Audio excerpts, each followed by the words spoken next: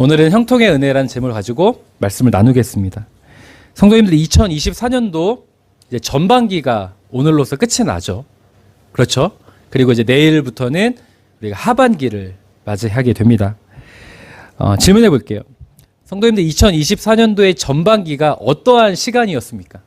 성도님들 개인적으로 나에게 2024년도 전반기는 이러하였다. 정의 내릴 수 있으신가요? 아니, 너무 속상한 게 가장 먼저 들린 이야기가 힘들었다라는 이야기를 들을 줄이야. 좋습니다. 너무 솔직해서 좋으세요. 또 감사한 시간이었다. 또 다른 의견, 다른 고백 있으십니까?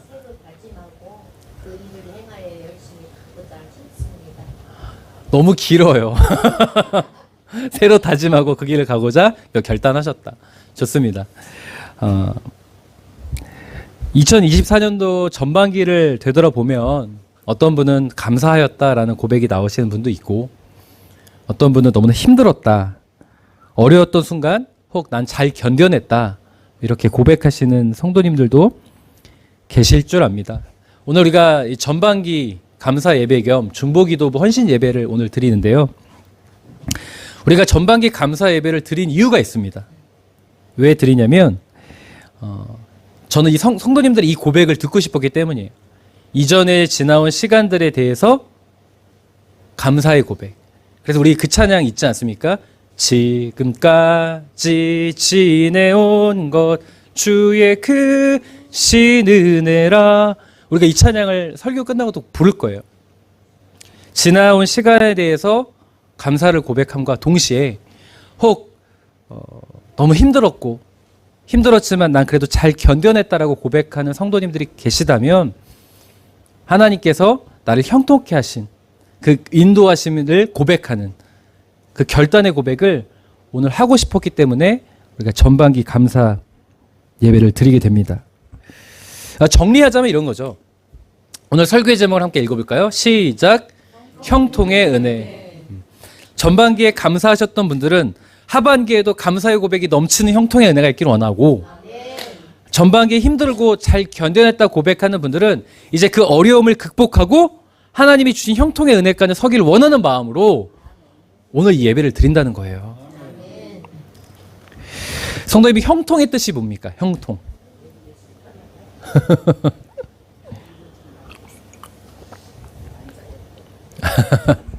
형통의 뜻이 뭡니까? 형통의 뜻. 모든 일이 순탄하게 흘러간다. 뭐 다 맞는 말씀이세요. 국어사전에 나타난 정의를 보니까 모든 일이 뜻과 같이 잘 되어간다는 뜻이 형통입니다. 모든 일이 내가 원하는 대로 다 잘 되는 게 형통이라는 거예요. 저는 우리 사랑하는 성도님들이 하반기에는 세상이 말하는 이 형통, 모든 일이 우리 성도님들이 계획하고 원하는 대로 잘 해결되어진 은혜가 있기를 주님의 이름으로 축원드립니다. 그런데요, 성도님들, 저는 이 형통의 은혜가, 세상이 말한 형통이 우리에게 주어져야 되는 것에 대해서 동의하지만 우리가 진짜 가져야 될 형통이 있어요. 그 형통은 뭐냐면 세상이 정한 형통이 아니라 성경이 말한 형통을 우리가 가져야 한다는 거죠. 그래서 성경이 말하는, 하나님께서 말씀하신 형통이 무엇인지를 오늘 좀 나누려고 해요. 그리고 우리가 형통은, 하나님이 말씀한 형통이 마치 세상이 말한 형통으로 알고 있어서 착각하고 있던 우리가 이제 그게 아니고 성경은 이런 걸 우리에게 이야기하는구나, 이걸 붙잡고 하반기를 맞이하는 오늘 이 시간이 되었으면 참으로 좋겠습니다. 그래서 오늘 본문을 좀 보도록 하죠. 오늘 본문은 남유다의 제10대 왕 우시야 왕에 대한 소개를 다루고 있는 장면입니다. 이 우시야 왕에 대한 소개를 다룰 때 우리가 지금 잘 보고 있는 표현이 나와요. 우시야 왕은 어떤 왕이었다? 형통한 왕이었다라는 표현이 나온과 동시에 이 우시야 왕의 업적을 이 1절과 5절에서는 기록하고 있습니다. 한 말씀 볼까요? 역대하 26장 2절 함께 읽겠습니다. 시작.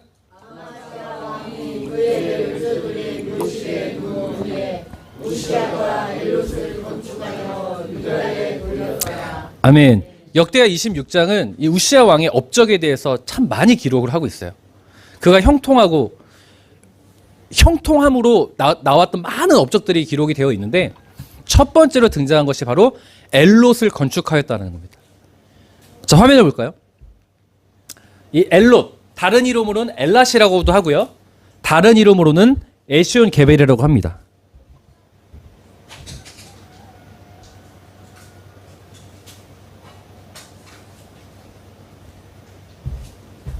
자, 이 엘랏이 여기 있어요. 엘랏. 엘롯. 지금 우리 역대하 26장 2절은 뭐라고 되어 있다고요? 엘롯이라고 되어 있죠. 이 엘롯은 어디에 있냐면 홍해에 위치한 무역항 도시입니다. 자, 그런데 홍해의 아카바만의 면에 있는 도시예요. 이 엘랏은요, 지금 이 이스라엘 입장에서 보면은 이스라엘 서쪽으로는 어느 바다가 있어요? 지중해가 있어요. 이스라엘 입장에서는 이 지중해를 통해서 무역을 할 수 있죠. 자, 그런데 서쪽으로는 그쪽을 갈 수 있는데 동쪽으로 가려면 이쪽은 아라비아 사막이에요. 동쪽으로는. 이 동쪽에 이스라엘과 주요하게 무역을 했던 나라가 있죠. 이 밑쪽으로는 예멘이 있고 동남쪽으로는 에티오피아가 있어요. 자, 그 나라들과 무역을 하려면 아라비아 사막을 가지고는 할 수가 없어요. 어디를 가야 돼요? 감사하게도 이 동쪽을 통과할 수 있는 바다가 있어요. 바로 아카바만 해입니다. 홍해의 아카바만이에요. 근데 그게 어디랑 그 아카바만의 첫 출발지가 어디냐면 엘롯이에요. 이 엘롯. 자, 그렇다라는 건 이 엘롯을 찾았다는 건 어떤 의미일까요? 동쪽으로 이동하는 무역을 성공시킬 수 있는 가능성이 높다는 의미가 되고, 이 무역을 성공했다는 건 뭐예요? 중개 무역을 성공했다는 건 뭐예요? 나라의 막강한 부를 가져온 의미가 되겠죠. 자, 그렇기 때문에 이스라엘 입장뿐만이 아니라 여기 나타난 무슨 나라가 있어요? 아람, 암몬, 모압, 에돔, 이 나라들도 이 엘롯이 너무나 중요한 거예요. 동쪽과 동남쪽으로 가려는 무역을 하기 위해서는 어디를 차지해야 돼요? 어디를 차지해야 된다고요? 엘랏. 이 아카바만에 있는 엘롯을 차지해야 동쪽으로의 무역을 할 수가 있어요. 이해가 되세요? 무슨 말인지? 그래서 아람, 암몬, 모압, 에돔과 이스라엘이 여기를 두고 치열하게 싸웁니다. 한번 성경 말씀 볼까요? 열왕기하 16장 6절 함께 읽겠습니다. 시작.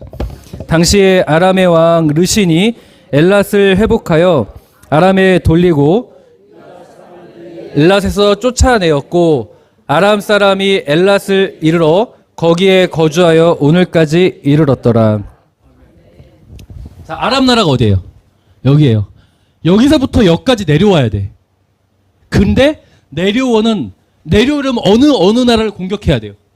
암몬도 이겨야 되고 모압도 이겨야 되고 에돔도 이겨야 돼요.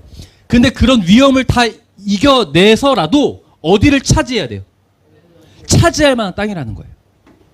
아람의 르신 왕이 이 엘랏을 차지하기 위해서 그런 위험을 다 감당하고도 내려옵니다. 세계 정세 속에서 이 엘랏은 동쪽, 이 중동 지역에서 엘랏은 너무나 중요한 위치예요. 무역을 하기 위해서는, 나라의 막강한 부를 축적하기 위해선 반드시 이 엘랏을 차지해야 됩니다. 자, 이런 배경을 알고 있는 상황에서 오늘 우리가 몇 절을 읽었어요? 역대하 26장 2절을 읽었는데 우시아 왕이 어디를 건축했대요? 엘랏, 에시온 게벨. 그걸 유다에 돌렸다. 이 말은 뭐예요? 여기를 되찾았다는 뜻이에요. 항상 세계 정세 속에서 이스라엘이 여기를 차지하고 있지 않았어요. 이스라엘의 그 화려한 시대가 어느 시대입니까? 솔로몬 시대 아닙니까? 이 솔로몬 시대는 이 엘랏을 통하여서 엄청난 부를 축적했어요. 자, 그런데 그 뒤로 빼앗긴 거예요. 근데 그 빼앗긴 곳을 누가 되찾은 거죠? 우시아 왕이 되찾은 거예요. 그래서 유다에 돌렸다라는 표현이 나오는 거죠. 이 업적을 기릴 만한 거예요. 너무 놀라운 업적이죠. 자, 그런데 성경은 이 업적뿐만 아니라 또 다른 업적도 기록을 하고 있습니다. 역대하 26장 6절 함께 읽죠. 시작.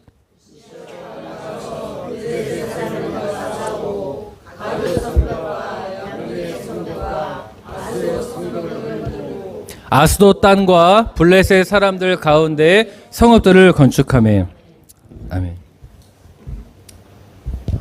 자, 또 사진을 보겠습니다. 이젠 지중해예요. 이 지중해면 이스라엘의 서쪽이죠.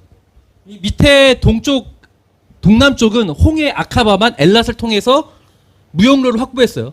해상 교통로를 확보한 거죠. 자, 근데 이 우시아 왕이 어디까지 진출하는 거예요? 지중해까지 진출하는데, 자, 블레셋의 5대 도시가 있습니다. 어디냐? 가드, 에그론, 아스돗, 아스글론, 가자입니다. 이 5대 도시 중에 어디를 공격했대요? 가드와 아스돗. 가드와 아스돗을 공략합니다. 그리고 거기서 어디까지 공략했대요? 야브네. 이 야브네가 어디냐면 여기 요빠 보이시나요? 요빠에서 한 20km 정도 떨어진 해안 도시예요. 그리고 우리가 너무나 잘 알고 있는 종교회의가 열렸던 얌니아 종교회의가 열렸던 곳이에요. 훗날 유대인들의 중심 도시가 된 도시입니다. 그 당시에 이 야브네를 통하여 이 아스돗과 야브네 같은 이 지중해 면안에 있는 도시를 통하여서 해상 무역을 했어요. 자, 이 말은 뭐예요? 지금 이 의도적으로 성경이 두 가지를 다 기록을 하고 있는데, 동쪽의 해상 무역 교통로인 엘롯을 되찾았고, 서쪽 해상 무역로인 야브네를 점령했다는 거예요. 자, 그러면 우시아 왕은 동서를 오가는 완벽한 해상 무역로를 차지한 거죠. 그러면 그 당시에 이스라엘은 어땠겠습니까? 부강한 정도가 아니죠. 부강한 정도가 아닙니다. 자, 바로 말씀 볼까요? 7절과 8절 제가 읽어볼게요. 시작. 블레셋 사람들과 구르바일에 거주하는 아라비아 사람들과 마온 사람들을 치게 하신지라. 암몬 사람들이 우시아에게 조공을 바치매 우시아가 매우 강성하여 이름이 애굽 변방까지 퍼졌더라.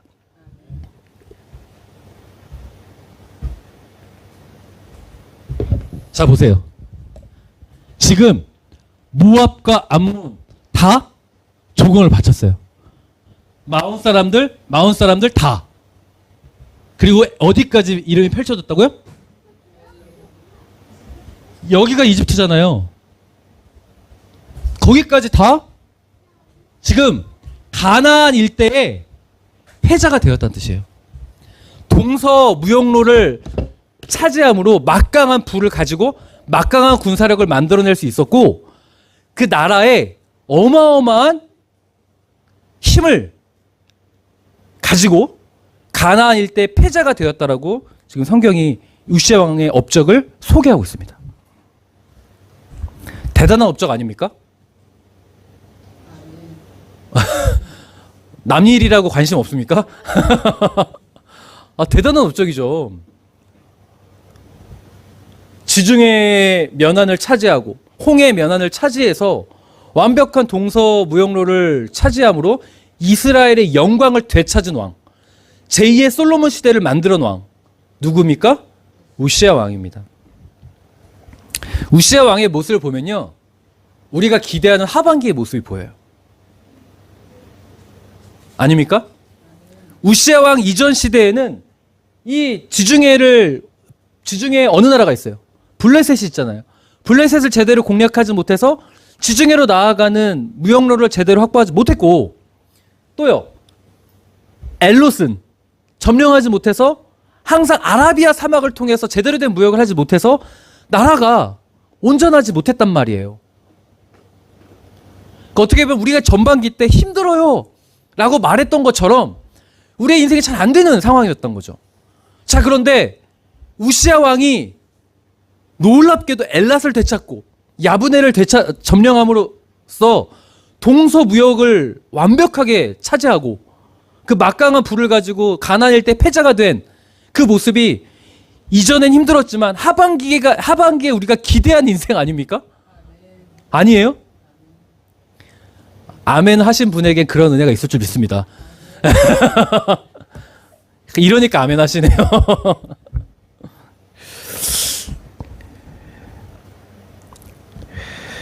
이게 사실 우리가 기대하는 형통의 모습이고, 제가 국어사전에 정의한 형통이 뭐라고 그랬어요? 모든 일이 기대한 대로, 내가 기대한 내 뜻대로 다 되는 것. 그게 형통이라고 하잖아요. 사실 우리가 기대하는 형통은 이렇습니다. 우리가 그런 형통의 은혜를 기대하고 있고 그런 하반기의 삶을 기대합니다. 그런데 우시아 왕이 착각한 게 있어요. 그가 세상의 형통은 붙잡았는지 모르지만 하나님께서 말씀하신 형통에 대해서 오해하고 있었다는 거예요. 바로 말씀 볼게요. 역대하 26장 5절 함께 읽겠습니다. 시작.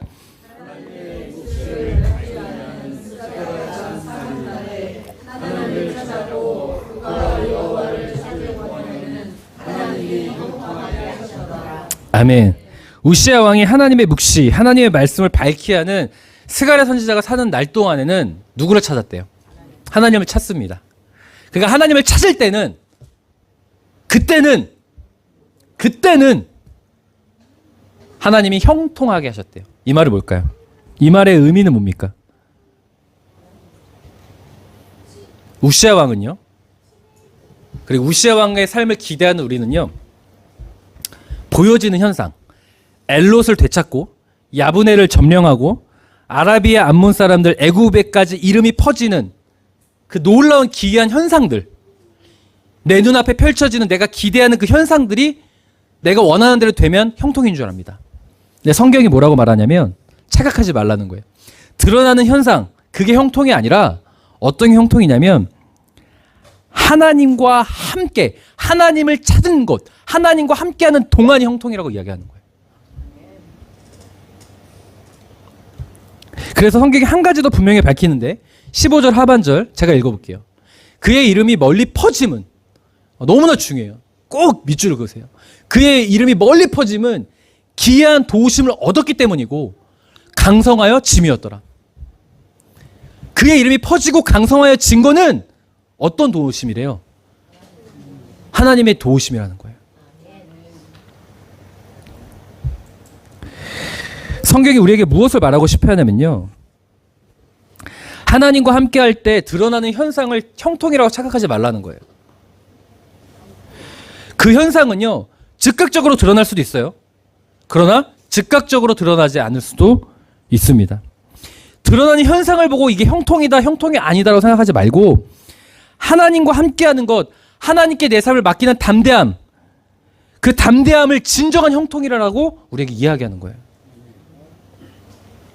근데 우리 우시아 왕이 이해하는 형통은 우리가 착각하는 것처럼 드러나는 현상, 내가 기대하는, 내가 원하는 대로 되는 모습을 형통으로 이해하고 있다는 거예요. 그 증거가 바로 말씀에 나타납니다. 16절 함께 읽겠습니다. 시작.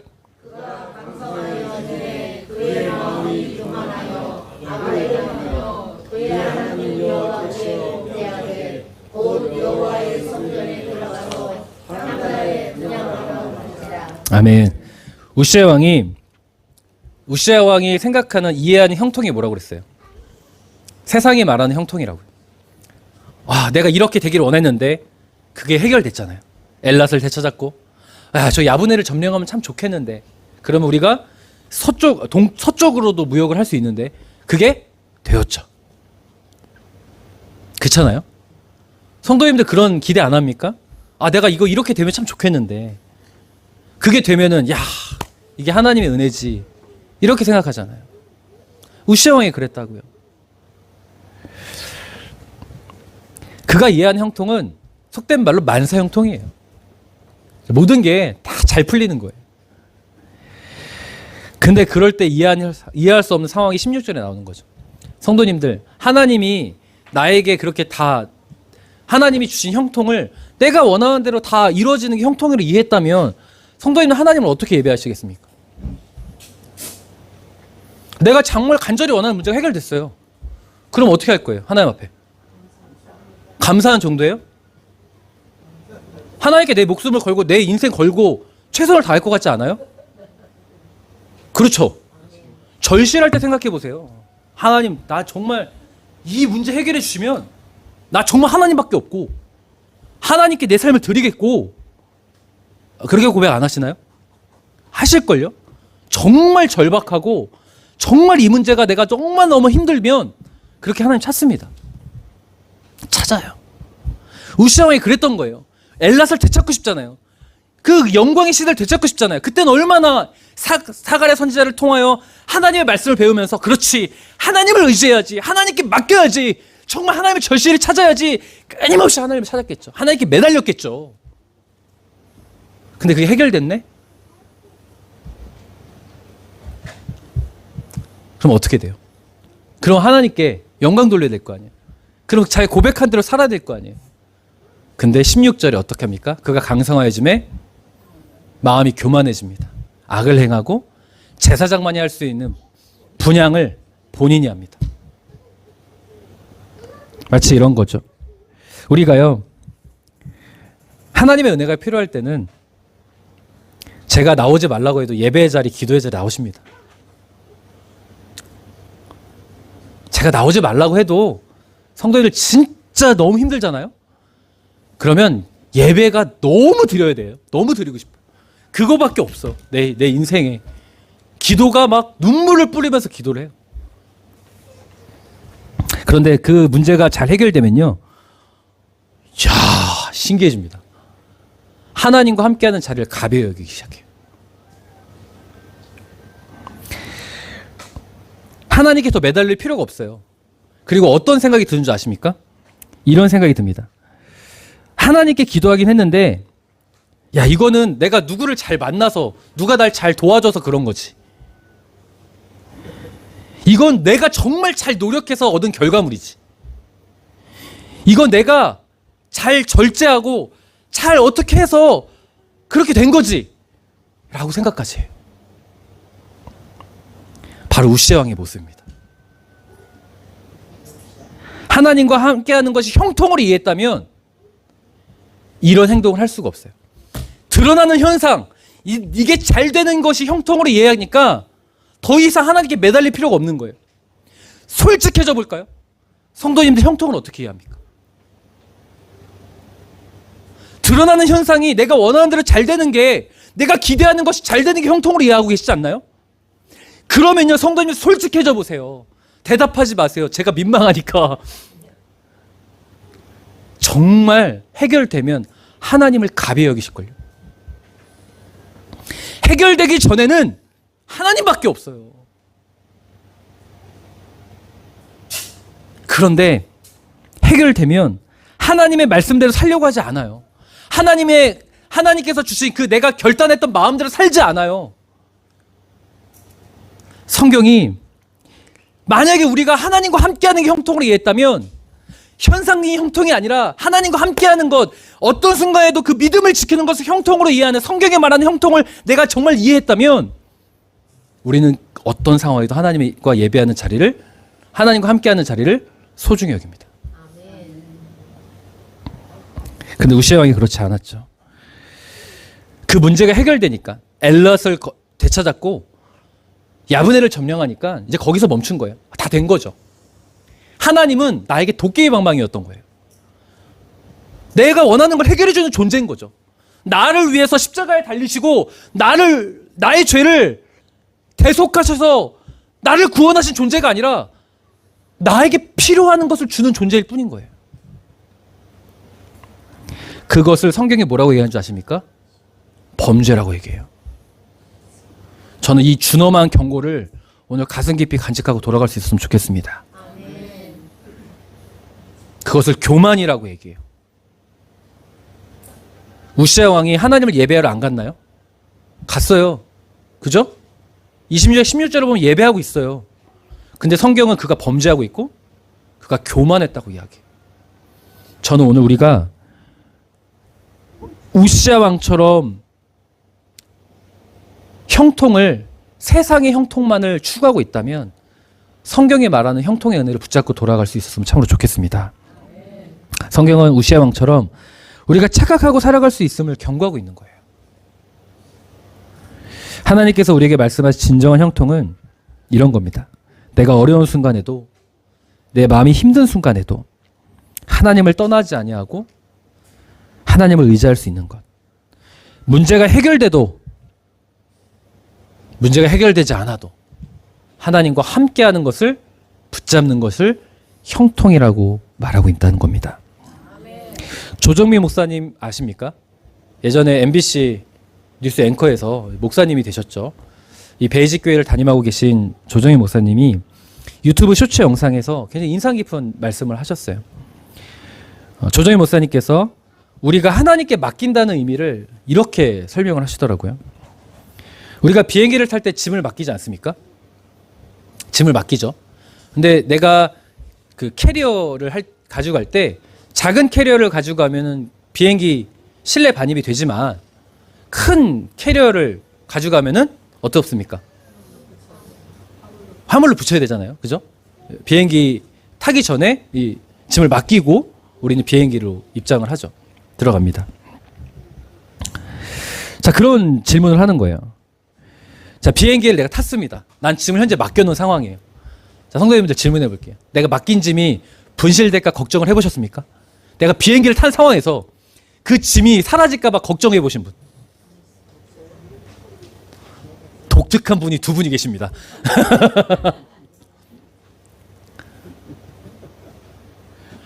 그러면 그 짐에 누가 도둑이 들어서 내 귀중품을 훔쳐갈 거라고 걱정하신 분.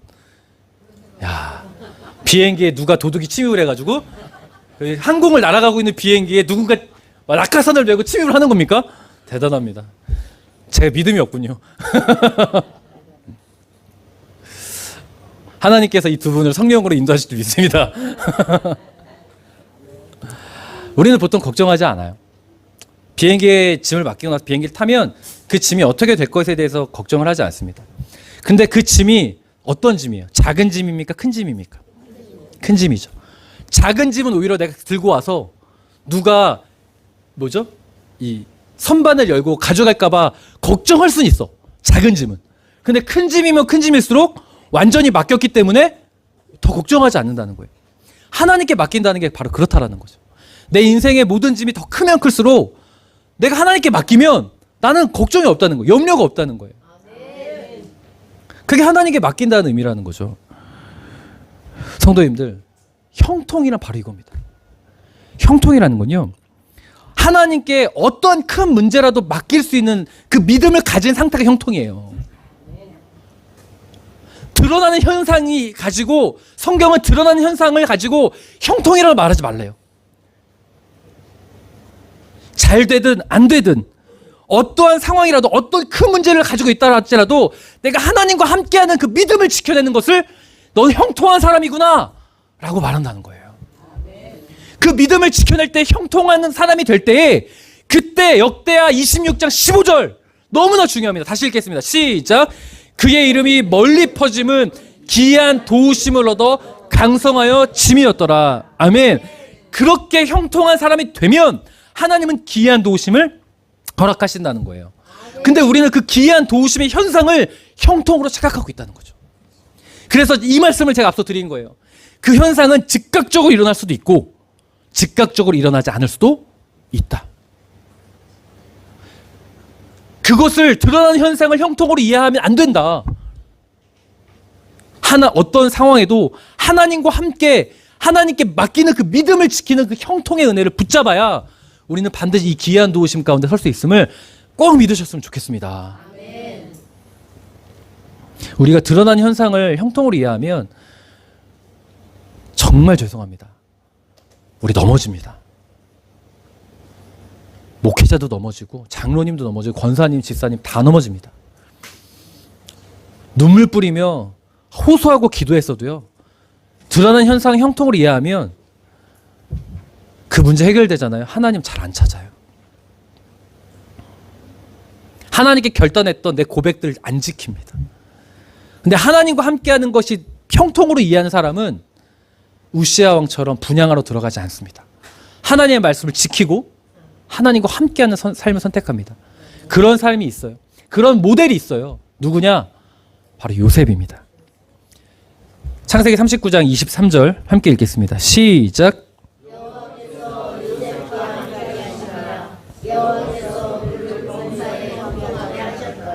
아멘. 성도님들, 머피의 법칙이란 말 아십니까? 머피의 법칙 뜻이 뭐죠?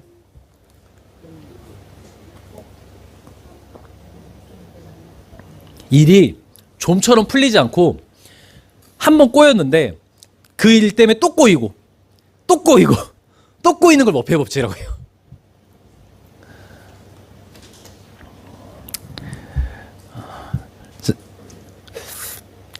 이런 사람들이 이런 경우가 좀 종종 있어요. 운전하시는 분들은 경험이 있을 겁니다. 세차를 하면 어떻게 이렇게 잘하세요? 세차를 하면 꼭 비가 와요. 야, 간만에 이제 맘 먹고 세차를 딱 했는데 그날 비가 오거나 다음날 비가 오거나. 저도 최근에 주유를 하고 오랜만에 자동차 세차를 했는데 시원하게 비를 맞았습니다. 그날 저녁에 비가 왔어요. 이럴 때 드는 생각이 바로 머피의 법칙이죠. 아유, 이게 자꾸 일이 꼬이는 거야. 이런 생각이 듭니다. 우리의 뜻과는 다른 상황이 계속 될 때, 자괴감이 들죠. 나는 왜 이럴까? 왜 이럴까? 사실 이 요셉의 삶이 바로 머피의 법칙입니다. 믿었던 형제들에 의해서 노예로 팔려가잖아요. 그리고 제가 예전에 설교했지만 노예로 팔려가기 전에 더 인간적인 비참함을 느꼈다고 하지 않았습니까? 형제들이 구덩이에 빠져놓고 자기들끼리 뭐 했어요? 사람이 가장 치사한 게 뭐라고 했어요? 먹는 거 가지고 장난치는 거라 했잖아요. 그죠? 기억하시죠? 구덩이에 빠뜨려 놓고 자기들끼리 형제들끼리 요새 보는 앞에서 자기들끼리 도시락 먹잖아요. 성경에 나와 있지 않습니까? 얼마나 그 서운하고 비참함을 느꼈습니까? 더욱이 노예로도 팔려갔어요. 노예로 팔려간 곳에서 보디발 장군의 아내의 유혹을 이겨냈더니 억울한 누명을 썼고 억울한 누명 때문에 어디에 갇힙니까? 감옥에 갇히잖아요. 이거 완전한 머피의 법칙 아닙니까? 그러면 그런 요셉의 배경을 알고 있다면 더욱이 지금 창세기 39장은 이 상황이 어떤 상황이에요? 아직 국무총리가 되기 전이에요. 39장은 제가 현재까지 말씀드린 상황의 종결지인 감옥에 갇혀져 있는 상황입니다. 그런 상황에서 머피의 법칙의 종결지인 감옥에 갇혀져 있는 상황에서 성경은 그에게 뭐라고 해요? 형통한 사람이라고 합니다. 질문해 볼게요. 성도님, 이게 형통이 맞습니까? 형통이 맞아요? 노예로 팔려가고 누명을 쓰고 감옥에 갇히기 형통이 맞습니까? 근데 왜 형통이라고 합니까? 성경이 말하는 형통을 가장 잘 이해하고 가장 잘 보여준 모델이 바로 요셉입니다. 감옥에 있는데 감옥에 갇힌 상황이 우시아 왕과 같은 시선의 형통으로 이해하면 이건 형통이 아니에요. 그런데 성경이 말하는 형통을 이해한 요셉은 성경이 형통한 사라고 이야기합니다. 왜냐하면 뭐라고 표현합니까? 여호와께서 요셉과 함께 하시기 때문에. 성경에 말한 형통은 하나님과 함께하는 형통이에요. 드러나는 현상의 형통이 아니라 지금 내가 마주하는 현실이 너무 억울할 수 있죠. 이해가 가지 않을 때도 있어요. 뭐 잘 될 때는 이런 고민을 안 해요, 사실. 우리가 이해하는 형통은 잘 되는 거니까 그때는 이런 고민 안 해요. 근데 성도님들, 비록 내가 기대했던 일들이 안 돼도요, 너무 속상하고 너무 답답해도요, 진짜 성경에 말하는 형통은 그 순간에도 하나님께 맡길 수 있는 믿음을 가진 것이 형통이라고 말한다는 것을 꼭 기억하셨으면 좋겠습니다. 그런 감옥에 갇힌 상황에서도 하나님과 함께하기로 결단한 믿음을 선택한 그런 요셉과 같은 자를 성경이 형통한 자라고 말합니다. 사랑하는 성도님들, 형통의 은혜를 붙잡으십시오. 형통의 은혜를 붙잡을 때 즉각적일 수도 있고 즉각적이지 않을 수도 있지만 성경은 우리에게 분명히 약속합니다. 하나님의 기이한 도우심을 얻게 된다. 전반기에 하나님의 기이한 도우심 가운데 계셨던 분들 있는 것 같아요. 그렇기 때문에 제가 질문했잖아요. 전반기를 어떻게 정의할 수 있고 어떻게 표현할 수 있냐. 그랬더니 우리 조윤정 원사님은 감사하셨다라고 고백을 했어요. 그러면 어쩌면 우리는 권사님 가정의 삶을 다 속속들이 알 수는 없지만 그래도 하나님의 은혜를 공급받은 삶을 사셨던 것 같아요. 하나님의 도우심의 은혜를 받으신 것 같습니다. 자, 그렇다면요, 꼭 부탁드리고 싶은 건 이 자리에 하나님께 감사의 고백을 하신 분들이 계시다면 드러나는 현상 때문에 감사하지 마시고, 물론 드러나는 현상에 감사하셔야 되지만 이 드러나는 현상이 형통이라 생각하지 마시고, 내가 하나님과 함께 붙잡았던 이 믿음의 고백 때문에 기이한 도우심을 주셨구나. 나는 다시 하반기에도 하나님과 함께하는 요셉의 자리를 지키겠다라고 결단하고 돌아가셨으면 좋겠고, 혹 앞서 힘들었어요. 힘들었지만 그냥 견뎌냈어요. 라는 고백을 하신 분이 계셨다면 드러나는 현상 때문에 실망하지 마시고, 감옥에 갇힌 요셉과 같은 상황처럼 느껴지실 텐데, 그때 요셉처럼 하나님과 함께하는 형통한 사람이 되시길 주님의 이름으로 축원드립니다. 그 형통한 사람이 되면 성경은 이렇게 약속하잖아요. 즉각적이지 아닐 수도 있지만 하나님의 기이한 도우심을 얻게 된다. 그리고 혹시 이 자리에 내가 하나님 앞에 결단했고, 뭐 이 자리가 혹시 이 자리가 다예요, 다예요, 다 절실할 땐 하나님 찾지만, 내가 지금 하나님 앞에 하나님을 우시아 왕처럼 분향하러 간, 하나님의 말씀대로 선택하지 않고 이제 조금 내 생각과 내 판단을 근거에 살아왔던 삶이었다면, 하반기 때는 드러나는 현상을 형통으로 이해한 우시아 왕이 되지 말고 요셉처럼 어떤 상황에도 하나님과 함께하는 그 믿음의 자리를 지키는 형통을 선택할 수 있었으면 좋겠습니다. 그러면요, 감옥에 있던 요셉이 어떻게 된 줄 아십니까? 우리가 성경을 읽다 보니까 별거 아닌 것처럼 느끼셔서 그래요. 아니, 노예에서 국무총리가 된 게 쉬워요? 어려워. 남일 이야기도 하시는군요. 어려운 정도가 아니라 불가능에 가깝습니다. 이 말은 뭘까요? 하나님이 기이한 도우심이라는 거예요. 사랑하는 성도님들, 화이팅 하십시오. 하반기 때 우리가 마주한 현실이 녹록지 않을 수 있어요. 그러나 그 순간에도 우리가 형통합시다. 형통의 은혜를 붙잡고 하나님과 함께하는, 하나님께 맡기는, 큰 짐이면 큰 짐일수록 맡기고 하나님 알아서 하십시오. 하나님 함께 하실 줄 믿습니다. 더 자유해져서 하나님의 기이한 도우심을 간증할 수 있는 우리 사랑하는 모든 성도님 되시길 주님의 이름으로 간절히 축원드립니다. 우리 찬양할까요? 이 찬양하고 우리 잠시 하나님 기도하겠습니다. 우시아 왕처럼 드러나는 현상에 일희일비하며 그 현상을 형통으로 이해하여 하나님을 가벼이 여기는 삶까지 넘어졌던 나, 하나님 인정합니다. 이제 다시 요셉처럼 어떤 상황에도 하나님과 함께하는 형통을 붙잡는 내가 되겠습니다. 기도하고 돌아가겠습니다. 자, 찬양할까요? 찬송가 301장입니다.